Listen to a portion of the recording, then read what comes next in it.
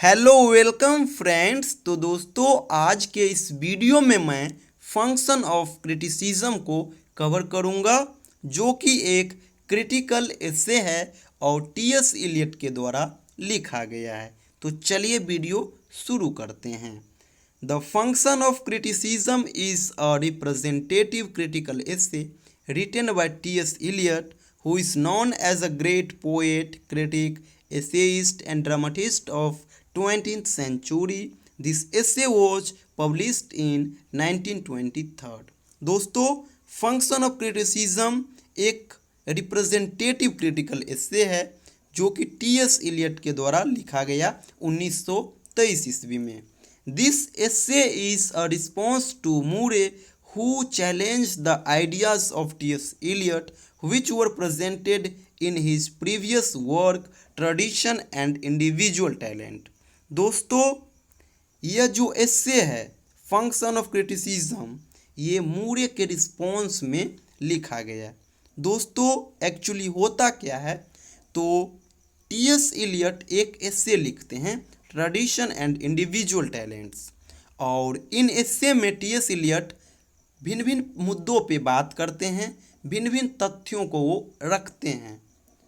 उन्हीं में से कुछ तथ्यों के ऊपर मूरे डिस्कशन करने लगते हैं और उसको चैलेंज कर देते हैं कि नहीं, आप जो ये तथ्य लिखे हो ये गलत है, ऐसा नहीं होना चाहिए, वैसा होना चाहिए। तो टी.एस. इलियट इनके चैलेंज को एक्सेप्ट करता है और इसी के रिस्पॉन्स में एक नया एसे लिख डालते हैं जिसका नाम है function of criticism. This essay has been divided into 4 parts. दोस्तों, ये जो एसे है फंक्शन ऑफ क्रिटिसिज्म, इनको 4 भागों में बांटा गया है। पहले भाग में हम लोग टी.एस. इलियट के व्यूज़ को देखेंगे कि उनका क्या ओपिनियन था एक क्रिटिक और क्रिटिकल वर्क ऑफ आर्ट को लेकर के, यानी deals with Eliot's views on critic and critical works of art. दूसरे भाग में हम लोग मूरे के व्यूज़ को देखेंगे कि उनका क्या ओपिनियन था रोमांटिसिज्म और क्लासिसिज्म को लेकर के, और फिर कैसे टी.एस. इलियट उनके ओपिनियन को अपोज करते हैं, यानी deals with Murry's views on romanticism and classicism and Eliot's contradiction with it. दोस्तों, तीसरा भाग में हम लोग देखेंगे कि टी.एस. इलियट कैसे मूरे को क्रिटिसाइज करते हैं, यानी deals with Eliot's criticism of Murry. दोस्तों, चौथा भाग में हम लोग देखेंगे कि टी.एस. इलियट किस प्रकार से क्रिटिसिज्म और क्रिएटिव वर्क ऑफ आर्ट के बीच रिलेशन बताते हैं, यानी deals with relation of criticism with creative work of art.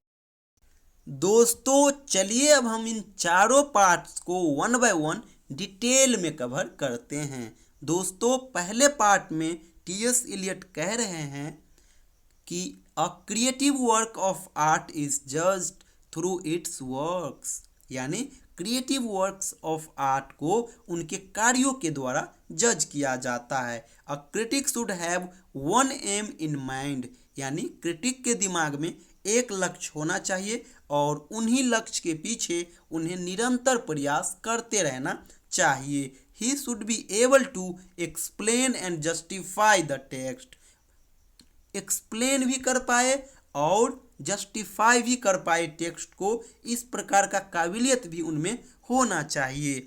He says that all the critics have different opinions and methods to respond to the literary text. According to him, a creative work of art requires great efforts and hard work. दोस्तों, इस section में T.S.. Elliot tradition के ऊपर भी बात किए हैं। T S. Elliot कह रहे हैं कि हमें ट्रेडिशन के चीज़ों से सीखना चाहिए, एक्सपीरियंस करना चाहिए और उसके बाद हमें उनको एनालाइज करते हुए क्रिटिसाइज करना चाहिए। दोस्तों, टी.एस. इलियट इस सेक्शन में इम्पर्सनल के ऊपर भी बात किए हैं।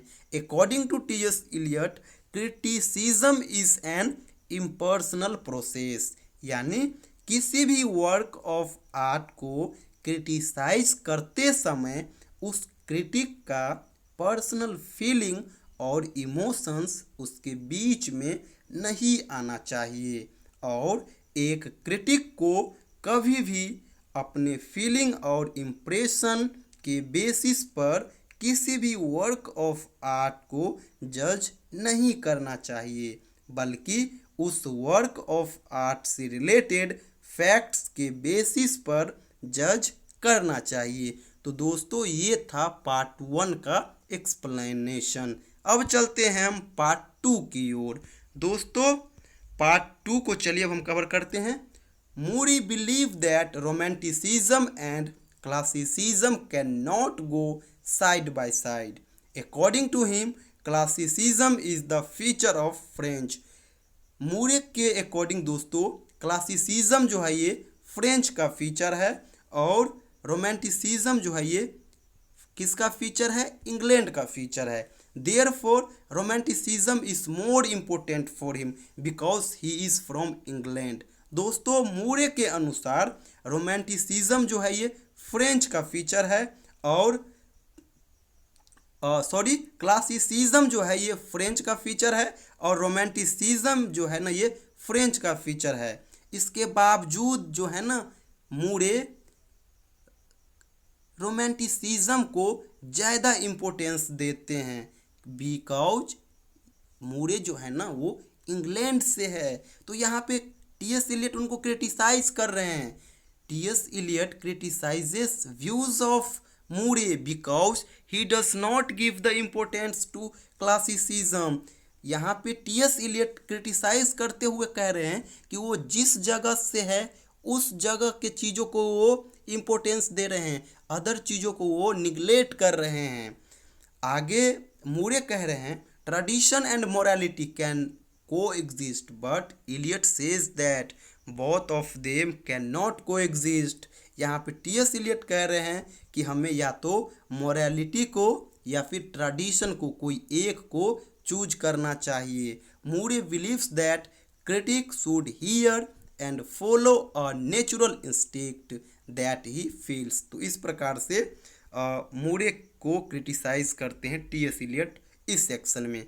अब चलते हैं हम सेक्शन सी यानी पार्ट 3 की ओर। Murry says that outside authority guides us towards the right path and inner voice struggle to achieve perfection.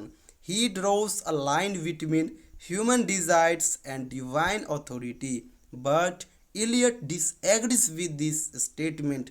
According to him, search for perfection is small and petty thinking. He says that the function of criticism is to quest for some common principles for the perfection of art. चलिए इन सभी को हम एक बार आपको analyse करके बताते हैं।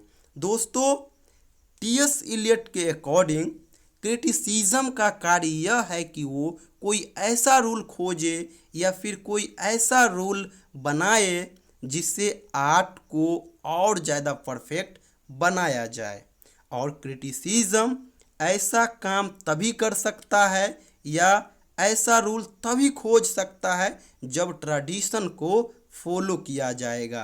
और इसीलिए अगर कोई क्रिटिक अपने इनर वॉइस को फॉलो कर रहा है तो इसका मतलब है कि वो क्रिटिसिज्म के रूल को इम्पोर्टेंस नहीं दे रहा है। तो दोस्तों पार्ट 3 भी आप समझ गए होंगे। अब चलते हैं हम लास्ट पार्ट यानी पार्ट 4 की ओर।